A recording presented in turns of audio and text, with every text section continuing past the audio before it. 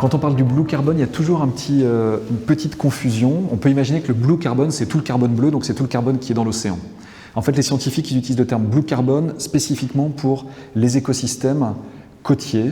Et donc on parle de mangroves, de marais salants, d'herbiers, à Posidonie en particulier, et puis de macroalgues, les algues qui sont fixées comme les grandes laminaires sur certaines côtes.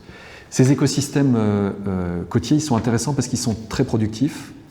Ils vont être capables de fixer une grande quantité de carbone. Et le carbone qui est fixé, une grande partie de ce carbone se retrouve dans l'océan.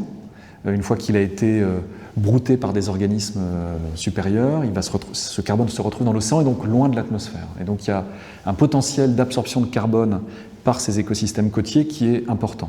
Il y a encore beaucoup d'incertitudes, mais c'est des écosystèmes productifs, donc on a l'idée que le développement de ces écosystèmes pourrait nous aider à atténuer le changement climatique.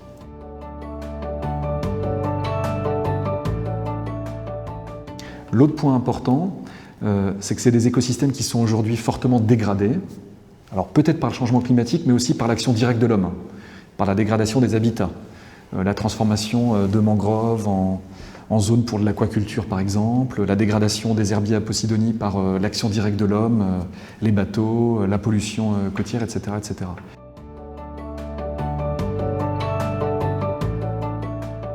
Donc en fait, en restaurant ces écosystèmes, finalement on a un double bénéfice potentiel pour atténuer le changement climatique, mais aussi pour préserver ces écosystèmes, leur biodiversité, la pêche associée à la biodiversité présente dans ces écosystèmes. Donc ça semble être un bon objectif avec au moins un double bénéfice, carbone et biodiversité par exemple.